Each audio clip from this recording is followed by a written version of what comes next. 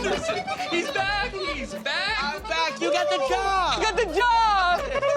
Yay! Oh!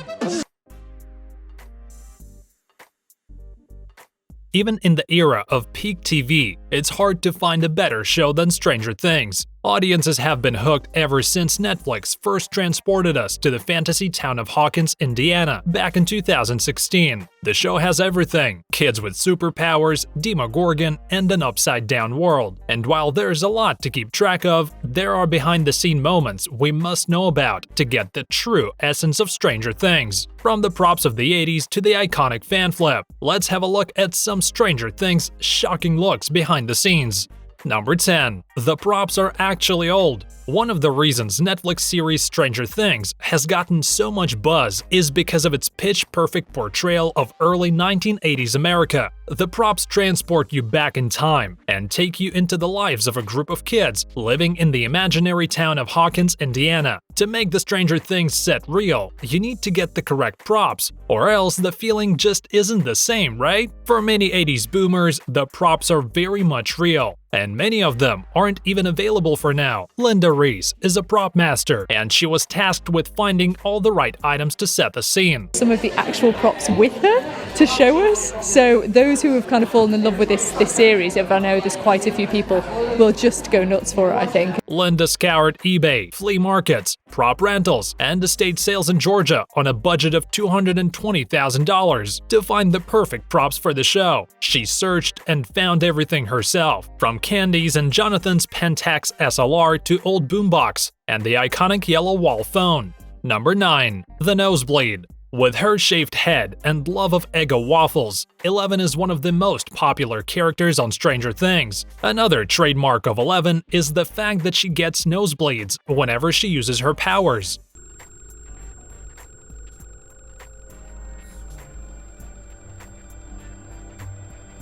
Millie herself explained how she makes her nose bleed. The quote-unquote blood is really made of corn syrup, and she sometimes tastes it as she's getting ready for a scene. As weird as she is, it wouldn't be odd if she tasted her actual blood either. It's not an easy task though to make the nose bleed, because an exact amount of it is required. More of it could be damaging, as she has to put it in her nose. It's actually a bottle, which gets squeezed when Millie lifts up her head and the syrup comes out. However, Brown said she sometimes screws up her timing, and the blood doesn't flow when it's supposed to, leading to a reset and new take. Making nosebleed that often must be hard. Number 8. The monster is a real guy. Every great horror story needs a great monster, and in Stranger Things Season 1, the monster is certainly a memorable one.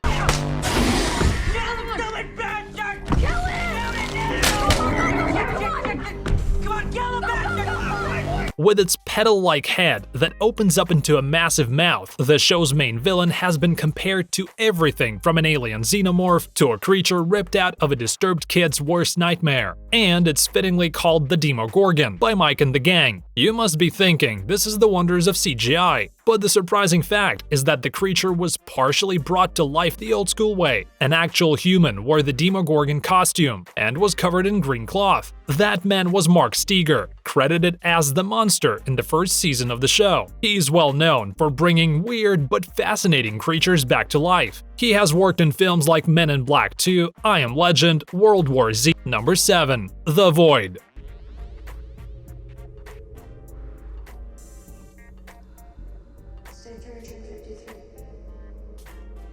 The Void, first seen in Season 2, is a visual representation of Eleven's mind, a place she can go to locate or observe anyone in the physical world. In the show, scenes that take place here have an amazing visual effect that depicts a vast, almost serene nothingness. When you see what the Void looks like in real life, it's simpler than you would expect. There's no computer CGI magic involved here. To achieve this otherworldly space, all they do is build a mini hockey rink, fill it with water, and surround the whole thing with black theater drapes. This is such an impressive way to cut down the budget and keep things as original as possible.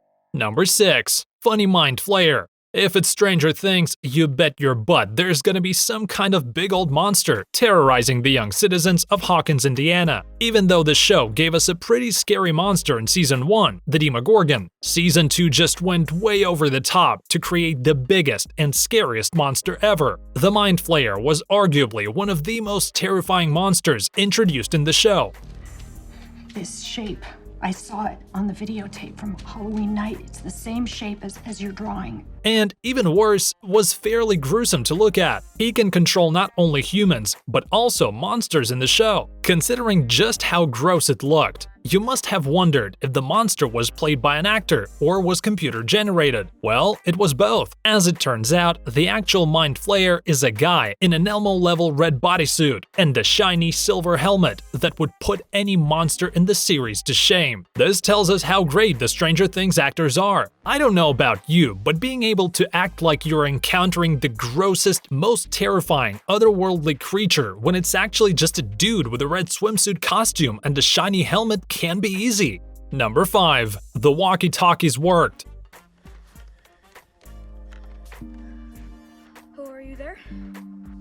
Elle? The kids in Stranger Things may not have smartphones back in 1980s, but they are equipped with handy walkie-talkies, usable throughout Hawkins. And the best part is the walkie-talkies were not just showpieces, they actually worked. In the series, the Stranger Things kids use realistic TRC-206, 214, and 219. Now, they did not completely stay dependent on them for communication, but it was still fascinating for the cast to use such an old device everyone has forgotten about. Well, except for the police. Because they are no longer sold, the props team had to once again search places like eBay to get their hands on working walkie-talkies. Number 4. Joe Keery kicked out of the group chat. Steve Harrington may be a cool guy and surrogate older brother to the kids on Stranger Things, but it looks like he's not cool enough IRL to hang with the young stars of the show. Joe Keery, who plays Steve on Stranger Things, appeared on Access with his Stranger Things co-star, Maya Hawke, where he revealed that he got kicked out of the cast's group chat. Yeah. I think all the kids still have a group chat. Okay. That happens. Yeah, we're too That's old what I for hear. that. We got Stop. When asked which cast member would be most likely to be overactive in the group chat, both Keery and Hawke confirmed that while there is a group chat for the younger actors on the show, neither of them was on it. They were booted for not being cool enough. Keery and Maya both are older than the other kids on the show, and that could have also been the reason for the kids to throw them out. But to me, the whole situation is very funny. Number 3. Inspiration from Stephen King's It. You can tell from the typeface of the Stranger Things logo, in addition to certain plot points, that creators Matt and Ross Duffer take much inspiration from Stephen King. Terry Ives' sister asks, You read any Stephen King? when they see a mobile of clowns that recall the movie and King novel. In fact, while the hit remake of It was still in development, the Duffer brothers were gunning to bring their version to the horrifyingly clownish story, but were turned down. Instead, they decided to push forward on the long-tinkered idea of their own Stephen King kind of story, which became their sensational Netflix series, which coincidentally stars It actor Finn Wolfhard. Stephen King also had a hand in the casting of Millie Brown. In 2014, King tweeted, "Millie Brown, the girl in Intruders, is terrific. Is it my imagination, or are child actors a lot better than they used to be?" And a few years down the line, she's one of the most famous actresses in the world. Talk about having this much talent. Number 2. Steve and Eleven were supposed to die in Season 1. When the Duffers originally imagined what Steve would be like, they pictured him as a villain character who was irredeemable, who was, quote, never intended to make it out of the first season alive. That all changed when Joe Keery got the part and turned Steve into the lovable, sweet guy that definitely made it to the next seasons. Henderson.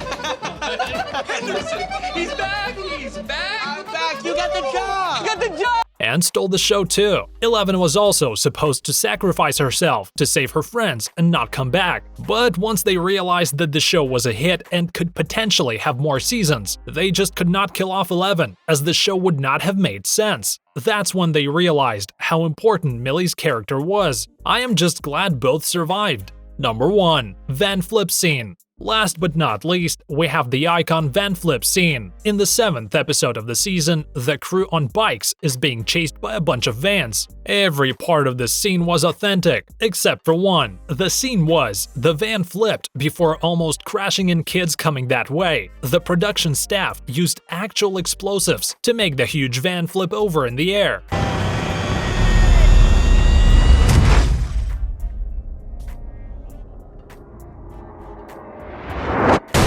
They shot another scene with the kids, who just simply had to imagine that a van was coming their way. Then the video editing did the rest. This shows the amazing acting abilities of the cast, who once again had to use their imagination to create this perfect scene. What do you think about this list? And are you waiting for season 4? Let me know in the comments below. And if you enjoyed the video, don't forget to like and subscribe to my channel.